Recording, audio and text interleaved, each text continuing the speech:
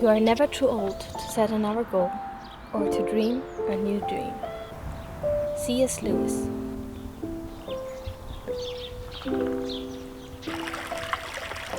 Like every new season, this year arrived with a sense of relief for me. The year before was turbulent, and through it all I committed to a challenge that reshaped my relationship with art forever. Sketching every single day for 365 days in a row. The sketch that inspired this painting actually comes from a color study I made in the final days of that challenge. So now, about 370 days after I started, I want to talk honestly about the good and the bad. And there was plenty of both, because what I didn't expect was how emotionally demanding it would become. Not because I had to sketch, but because I cared too much. I poured so much energy into every drawing, and soon I had nothing left for writing, painting, or even editing videos. Which is why I posted so little this year. My hobby started to feel like an obligation, a chore you keep pushing away. I came close to quitting when I realized I needed to change the rules. It didn't happen overnight, but slowly. The goal stopped to be making art. The goal became showing up. The task wasn't to create something meaningful. No masterpiece. It was simply to create something. That shift changed everything. Once I separated the act of creating from the result, sketching became lighter again. Soft even. I stopped being afraid to sit down with an idea. Not every sketch needed to be good. Some could be messy, some could fail. That realization removed a deep fear I didn't even know I had. The fear of starting. I approached art from another perspective, discovering that bad work isn't a setback. It's part of the process. It's impossible to produce only good art. If you do, you're probably playing it safe, or not creating very much at all. For me, art is expression, and expression requires risk. After sketching daily for a year, I can say this honestly. Most of my work turned out better than I expected. About 80% of the sketches are good, or at least good enough.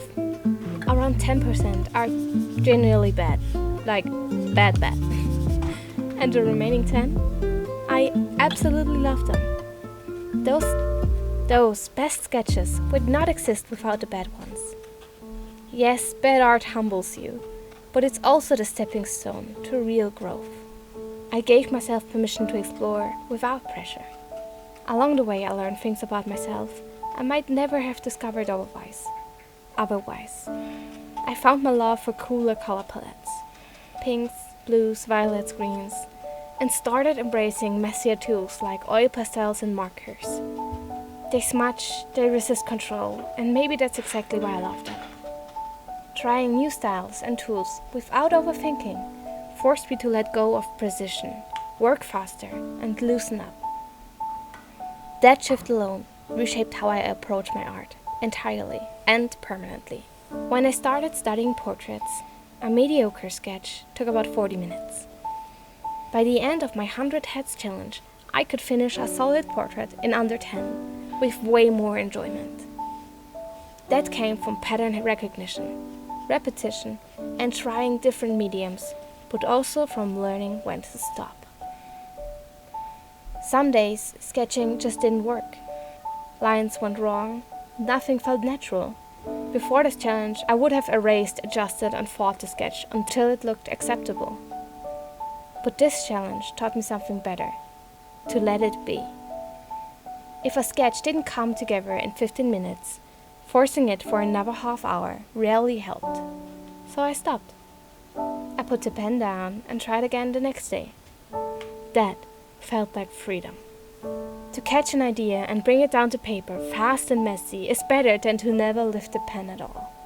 All of a sudden, clarity mattered more than detail.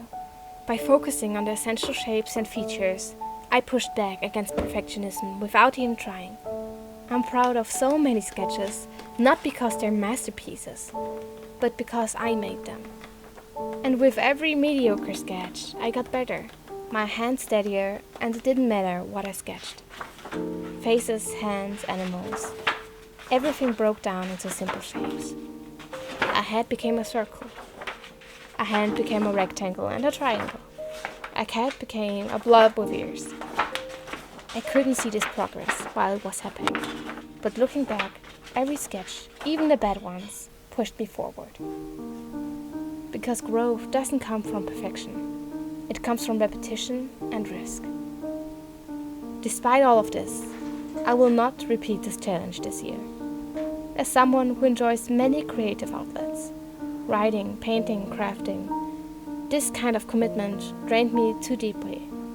Sketching became the only thing I had energy for, and that imbalance eventually became frustrating.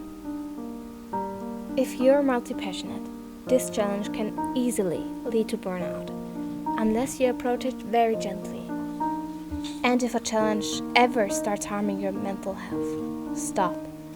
Art should expand your life, not shrink it. This could happen easily with such a big daily commitment. Some days it was pure discipline. I sketched when I was on vacation, sick, or exhausted.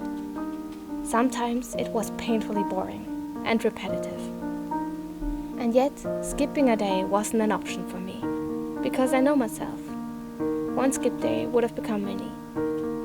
I chose the hard route once, and I'm glad I did, but I won't do it again anytime soon.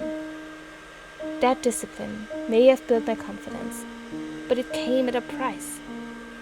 I paid it once, and that's enough. This year I'm choosing a different challenge, gentler. Instead of sketching every day, I will paint once a week, 50 free paintings in total. I want to get faster, more expressive, and explore new subjects. To reduce pressure, I will only share one painting per month. This is the first. I don't know exactly how this year will unfold, but I'm hopeful. And if you want to follow along, hit subscribe so we see each other again next month.